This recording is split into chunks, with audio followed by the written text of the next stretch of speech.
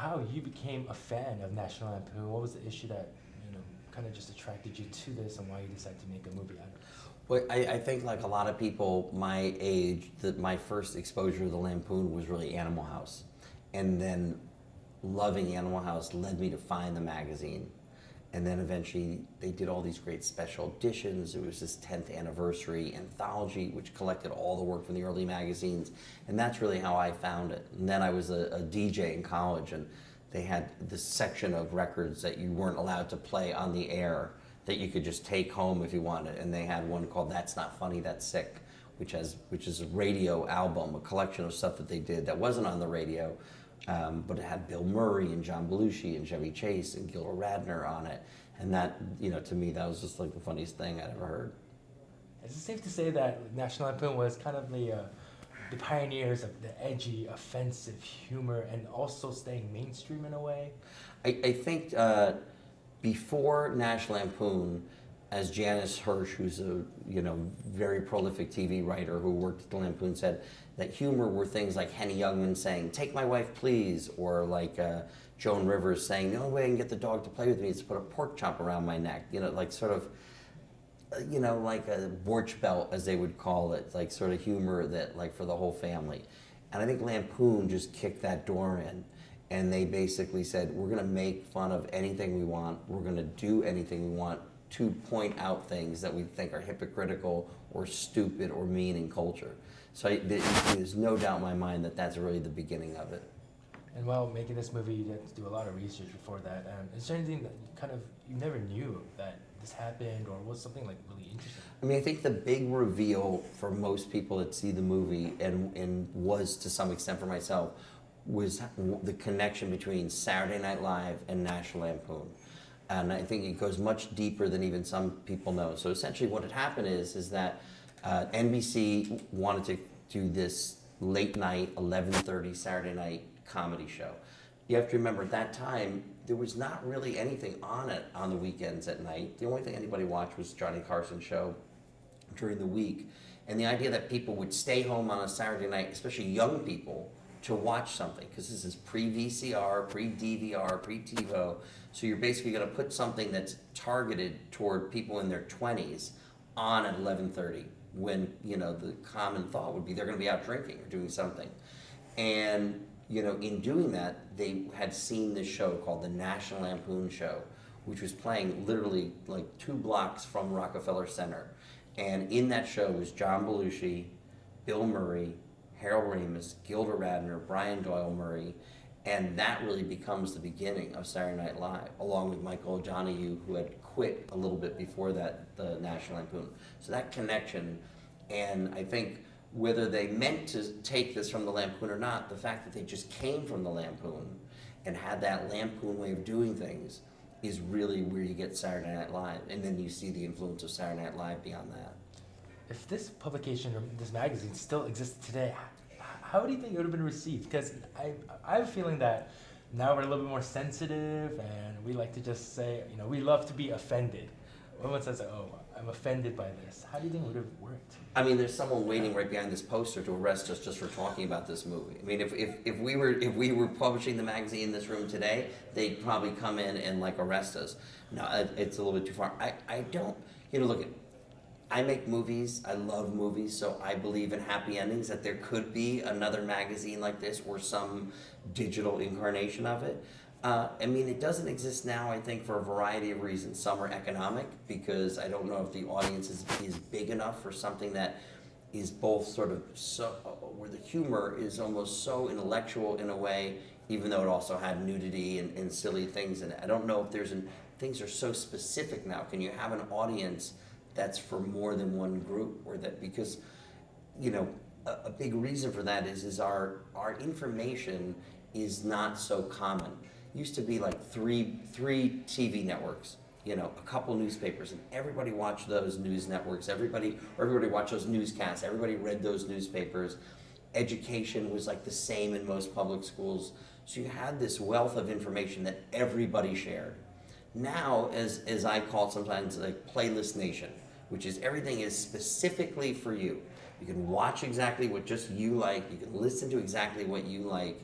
You know, there's a network for women, there's a network for young women, there's a network for old women, there's a network for divorced women, there's a network for women who are gonna get divorced. I mean, it's just, everything is so specific. And part of what makes Lampoon great is that it's working off these common experiences that we all have. And the less our experiences are common, the smaller that audience is gonna get.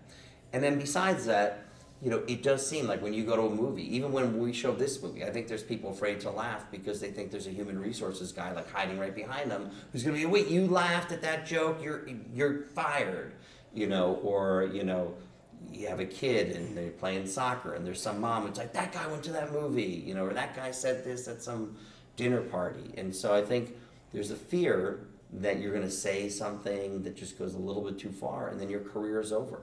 And because of the internet, not to blame everything on the internet, but you know, that information gets spread out so quickly. So when some comic makes a joke that's maybe inappropriate, you know, right down the road in Sunset Boulevard, all of a sudden someone in New York knows about it, you know, 30 seconds later because of Periscope or some other thing. And then the next thing you know, it's on a news scroll on the bottom of Fox News or CNN, and then that poor guy's career is over.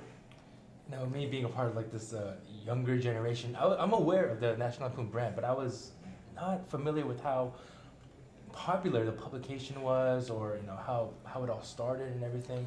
And so, what do you want like the young audiences to kind of get? Do you want them to go back, read the publications, or just go back to the old movies? I haven't even seen Animal House. I need to see. You haven't seen Animal House? I have to see it. I think the camera guy's gonna like no, slap you around yeah, right now. exactly. He was mad at me for saying that before.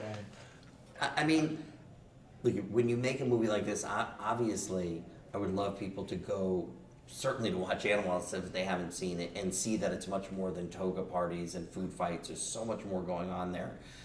You know, there are ways to find the old magazine. I think that would be great online, or go to comic book stores. I mean, we were buying every issue we could find. But I think, you know, the movie's a documentary, but hopefully it's a little bit more fun than people that are scared of documentaries. Hopefully this is the documentary for people that are scared of documentaries, because it hopefully plays a little bit more just like a story. But there is a sort of political statement to the movie in a sense, and I would love young people to understand that, meaning like to watch this and sort of go, we don't have anything like this today. Like even as far as like The Daily Show or Saturday Night Live at times goes, or Amy Schumer, who's great, her show is awesome, and the Chappelle Show when that was on, I think is sort of has the same DNA as the Lampoon, to sort of go like, where is this? Like, why don't we have this? So I'd like them to go and see what they were missing, but also to sort of realize that we don't have this now, and sort of get out there and demand it in a sense. So to sort of say it's okay when they hear someone maybe making a joke that goes too far, and someone's quick to jump on them, be like, guy's just making a point, just making a joke. It's just a joke. Joke with something to it, but just a joke. That would be what I would want people to take from it. so you've done a movie on poker, and you've done one on you know, bartenders. Now National Lampoon, what's next for you? Like, this is kind of eclectic. You mean what vice is left? Like the gambling, drinking, you know, jokes with nudity in it? Yeah, it's sort of you know, I laugh sometimes when people are like, I'm making a trilogy. Like, there was no trilogy, but, you know, I don't know, we've been looking at some things that have to do with politics. You know, like political cartoonists is something I'm interested in. Speech writers is something I'm interested in.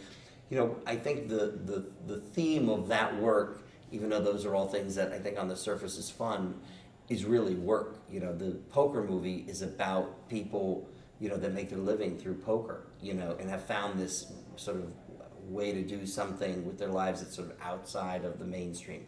Bartending, the same way. It's like, it used to be if you were a bartender, it'd be like, wait, you went to Duke and you're a bartender? And someone, oh wow, what a waste of money that was, go to college. Now bartenders are much more respected, but it's still seen as this outside thing. Certainly in the 70s, when these men and women were writing for the National Lampoon, I think not only were their parents wondering when they were going to get a real job, they were wondering when they were going to have to get a real job. So this idea of people who you know, find something special in their work, have this unique relationship with their work, I think that's what interests me. In most documentaries, work is the enemy, right? Work doesn't pay the workers enough, Work exploits workers. Work keeps you from your family. Work, it ruins the environment. Work is blamed for, is a negative. Bosses are negative. You know, everything is bad about work when you look at most businesses are all bad. In the poker movie that we made, bartending, and certainly the Lampoon, work is the best thing that ever happened to these people. It's when work goes bad that they go up to some hotel room and do a bunch of cocaine and things they're falling off cliffs and things like that. So maybe something else that has to do with, another thing where people are finding some happiness through, in our world through what they choose to do, like the craft, the idea of doing something, that is more, interacts with people, because certainly all these things interact with people. But if you have a good idea, I'm all ears.